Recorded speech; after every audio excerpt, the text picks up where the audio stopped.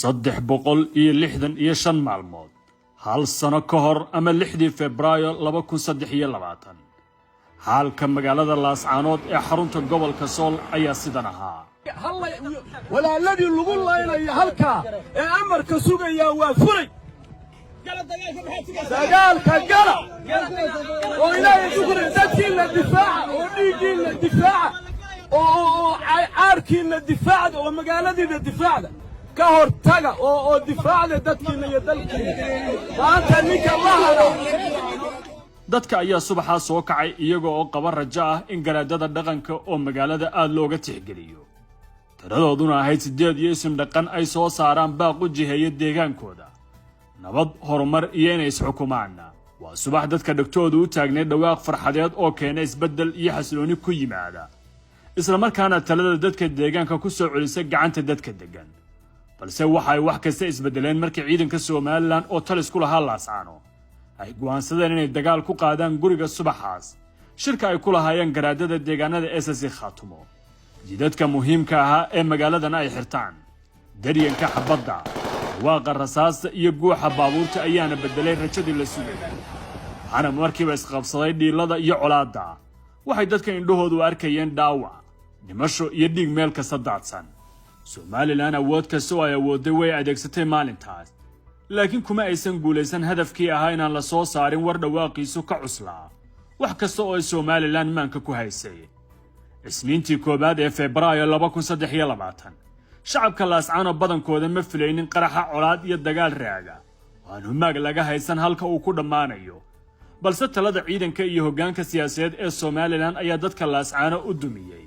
gabal aysan dadku farxad gelin badan gelinayn marka ay xasuustaan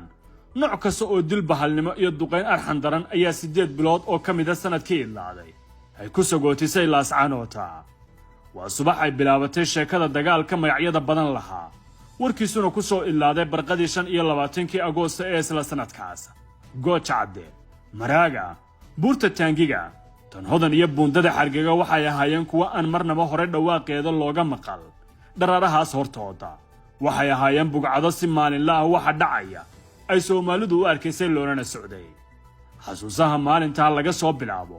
waa kuwa aan taariikhda hore loogu maqal waxaana xaaladaha murugada uga sii daray sida markasta maamulka Soomaaliland ay u diideen xal nabdeed iyo xabad joojin dhaba oo laga sameeyay dagaalkii lagu hayay bulshada magaalada Aasa madaxweyne Biixi ayaana marar kala duwan si buuxda u inkiray in dagaal uu ku hayo Laascaano waxaana mar kamid ah uu sheegay dagaalku inuu furaha gacantiisa ku jiro oo nabadu isaga ay ka xiranto xasuuqan lagu xisaabtamina 6 Febraayo waxa Laascaano u bilowday xasuuq iyo dil aan kala sooc lahayn Soomaaliland ayaa subaxaas bilowday dagaal dhan kasta waxay isticmaaleen awood kasta iyo nooc kasta oo xabad wax disha oo ay heli kareen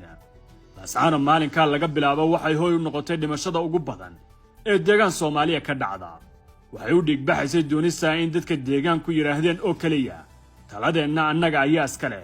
waana tan xanuunka ku ah wali bulshada deegaanadan casrigan la joogo waa adag tahay inay jiraan wali dad ku hamin kara taladaada aniga ayaa go'aaminaya adna waad igu khasban tahay xabadii tooska ahayd iyo duqeyntii aan kala joogsiga lahayn ee Laascaano ka dhacday sanadkii 2023 waxay kaga tagtay mahadooyin waxay barakicisay dad ka badan 300 oo kun oo ruux waxa ku dhintay dad ka badan 2,000 oo qof waxa dhaawac noqday in ka badan 5,000 oo ruux oo lixaadkooda waayay waxa jira tiro boqolaal ah oo raq iyo ruuxba la waayay waxayna ka tagtay maxaabiis qolalka awdan wali ku qabireena inkastoo xabadii iyo duqeyntii ay Soomaaliland ka waday Laascaano gacmaha laga qabtay oo dagaal la isku bareeray dharaar cad magaalada lagaga fogeeyay askartii Soomaaliland wax baxsaday iyo wax la qabtay ayay noqdeen haddana Laascaano wali waxay la tiiraayeen tahay xasuuqii ku dhacay iyo kuwii xadgudub ka geysay oo aan wali cidna isweydiina inkastoo xabaalo walaaleedkii ciidda hoos mareen inkastoo dumar iyo waayeel carrar lagu awday walow hooyo iyo dhallaankeed iidka la isla jiifshay inkastoo oo wadaad waranle iyo sheekhba la duqeeyay haddana kuwii iilka dhigay cidna wali isma weydiin cadaaladna lama marsiina inkastoo Laascaano xabadii laga fogeeyay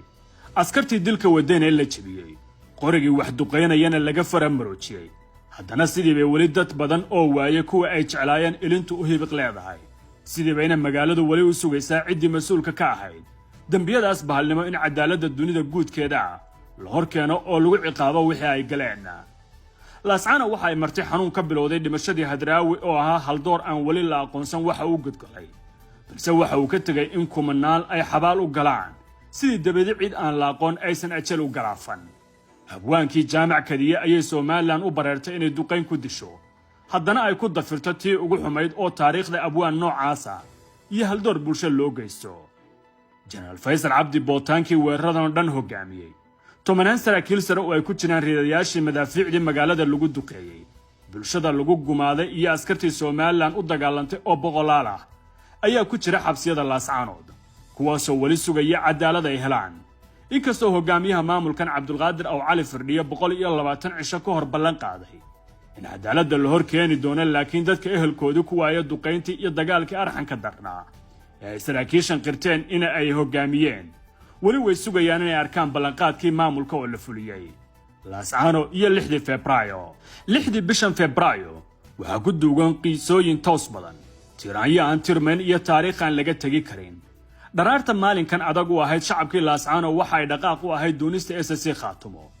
maalinkan waxaa la dhidbay dhiig lagu sameeyey maamulka SSC Khaatumo oo loogu wanqalay dhimashadii afgaab, dhawaaqii gala dagaalka, magii caanka baxay ee qalasa. in magaalada Laascaano ay maanta ku shaqeynayaan maamulka dadka deegaan ku dhisteen waxa ku baxay dhiig iyo dheecaan, balse in 6 Febraayo la ilaaliyo waxay u baahan tahay wax ka weyn wixii loo bixiyey. dadka deegaanku waxay u muuqdaan inaysan kaftan iyo dheeldheel ka geli karin ujeedadii ay waayeen. boqolaal wiilal iyo gabdho oo aan dunida uga tagin badankood wax lagu xasuusto oo dhalaana kaliyana lagu xasuusan doono inay ka geylameen weedii madaxweyne Biixi iyo Soomaaliland ka imaanaysa ee ahayd waxaad tihiin Somalilander ku xukuman go'aanka laga gaaro Hargeysa ismana xukumi kartaana. ugu dambeyn 6 Febraayo waa ay tagtay, waxayse ka tagtay hal aan curan oo Khaatumo loogu magac daray, taas oo ku dhalatay kacdoon dhagax tuur ku bilowday, dhiig bulsho badanna galaaftay. laakiin sanad kadib dadka deegaanku weli waxay si dhabeer isaga furayaan dabinno waaweyn oo muddo dheer la falkinayay. waxay ka soo badbaadeen khataro halis badan oo maamul curdan ah ay ku adkayd inuu ka tillaabsado, qaarkood oo ay ku dhaceen waqtiga ayaa dhib yaraan ku dhaafiyay.